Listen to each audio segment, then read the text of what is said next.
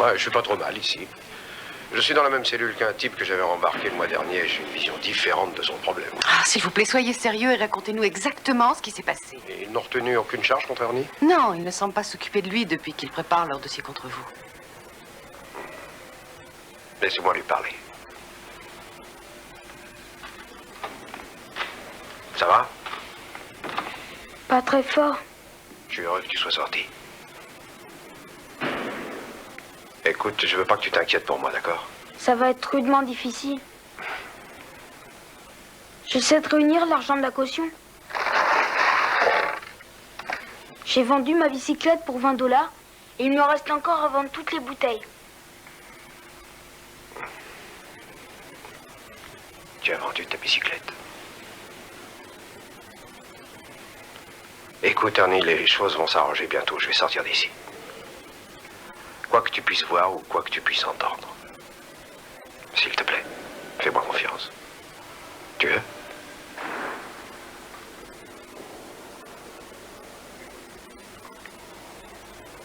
Alors il va rester avec vous?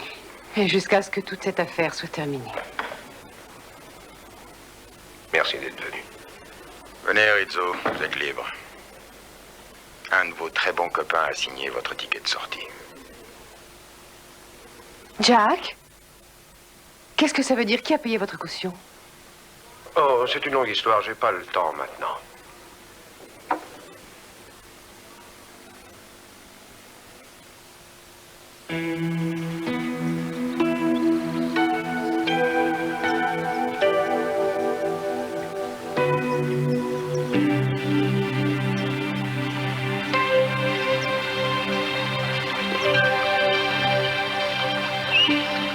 Sabo-san, quand un oisillon comme celui-là n'est jamais encore volé, comment il peut savoir que ses ailes le soutiendront? Mais il ne le sait pas.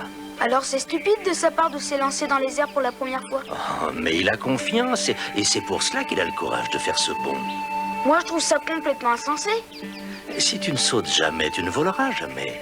Évidemment, beaucoup d'oiseaux sont morts avant d'avoir appris cette leçon. Écoutez-moi, mon vieux, si vous voulez faire l'affaire avec moi, venez ici avec le pognon. C'est compris? Quoi que tu puisses voir, quoi que tu puisses entendre. S'il te plaît, fais-moi confiance. Un de vos très bons copains a signé votre ticket de sortie.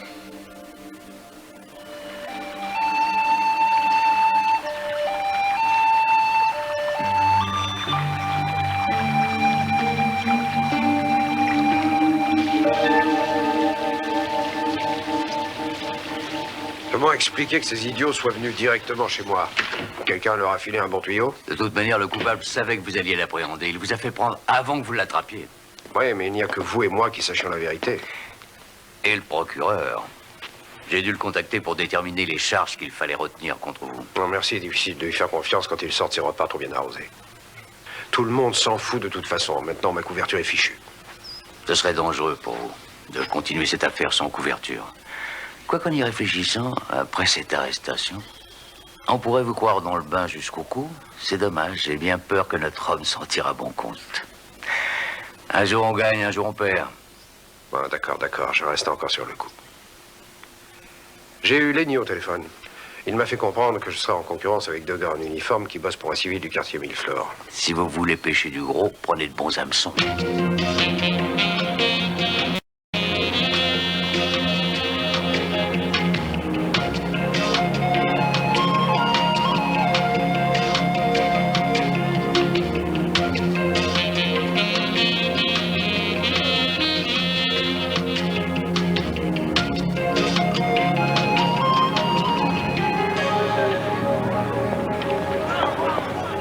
J'aurais pu vous acheter le tout pour, disons, 17 500 $. Sinon, fichez le camp.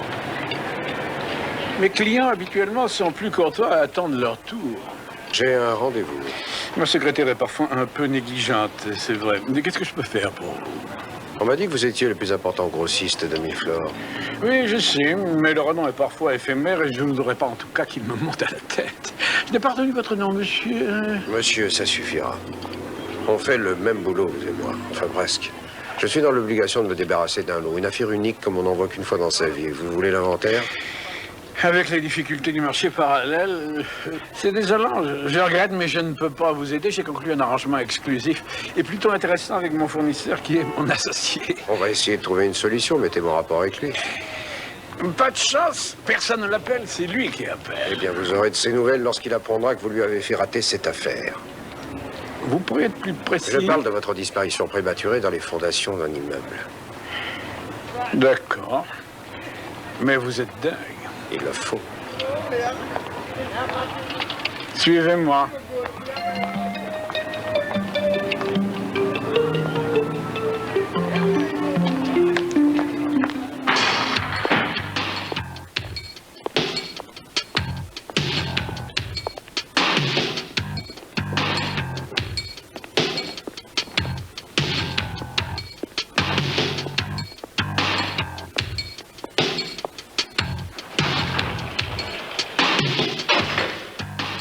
Oh non, après vous.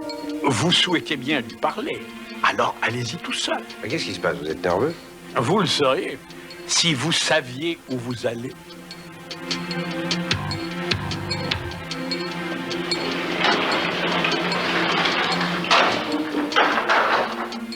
Et où est-ce que je vais? En bas, et bonne chance.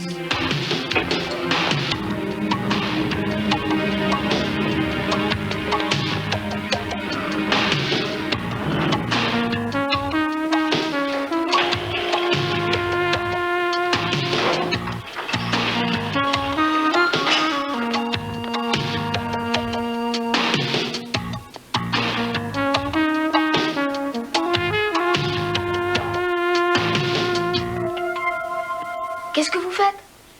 Qu'est-ce que tu fais ici? Il me semble que vous avez encore plus de problèmes que je croyais.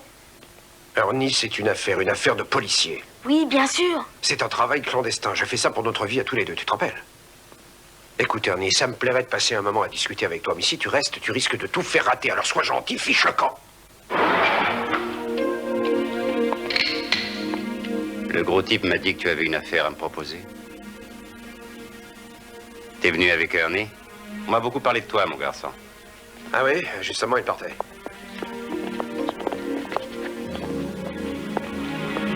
Docteur, il est préférable de lui mettre les menottes. J'ai entendu parler de tes prouesses.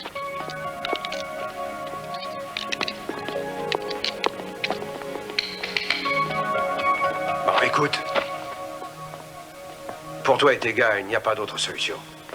Tu vas nous laisser partir, Ernie et moi, et j'essaierai d'arranger les choses avec le procureur. Oh, ça m'aurait plu, mais j'ai promis à ma fille de lui acheter une voiture si elle réussit son examen. Tu sais comme on gâte les enfants de nos jours.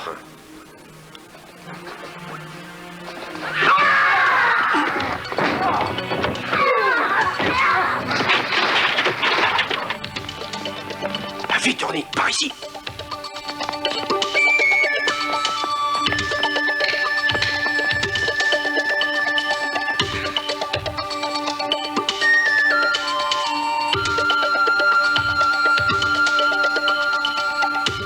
Allez, Ernie, débarrasse-nous de ces menottes.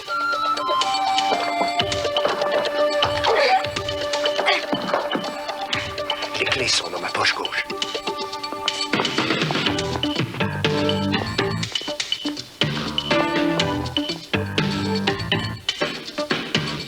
Tu te débrouilles pour sortir vite d'ici. Tu trouves un téléphone et tu demandes de l'aide. Oui, mais je... Ernie, c'est pas le moment de discuter. Tu vas sortir d'ici. Et vite.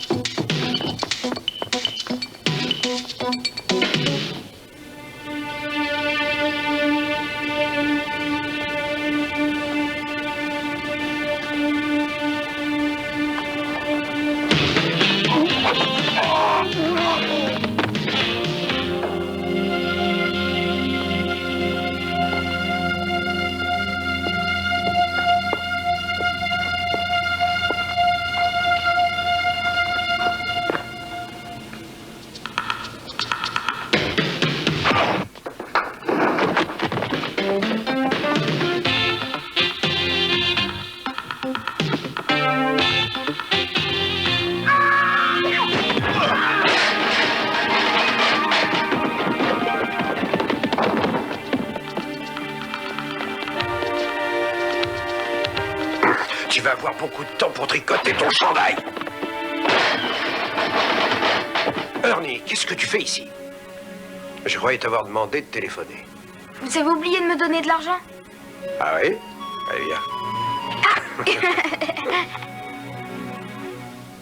De toute façon, Rizzo, je sais que tu auras une citation pour avoir épinglé Marshall. Là, une prime, c'est moins sûr. Je l'avais pourtant mérité, cette prime. Je suis passé au bureau ce matin. Ah, du planton au grand chef, tout le monde parlait de ton rapport sur nos petits copains un peu trop malins.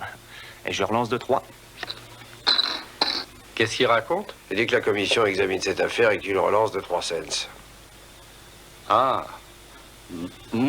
Oh. Jack, je sais que tu veux faire des économies, mais cette flotte... Bah, c'est de l'eau minérale. Ah, et ça, qu'est-ce que c'est? Les amuse-gueules. Il n'y a plus de chips? Et puis quand encore? Allez, joue. Ah, ça va, je suis. Moi aussi. Qu'est-ce que tu annonces? 3-10. Ce n'est pas suffisant, mon vieux. Monsieur Rizzo, Oui? si j'ai 4 filles avec un drôle de chapeau sur la tête et un 7, est-ce que c'est bon? Oh, c'est jeune. Bon, la prochaine fois que Kratchek ne sera pas libre, on jouera pas. Hein. Vous êtes d'accord? Ça, c'est mes $2. Oh, la famille. Quoi, la famille? Bon, puisqu'Ernie a mangé toutes les chips, je vais prendre des amuse-gueules.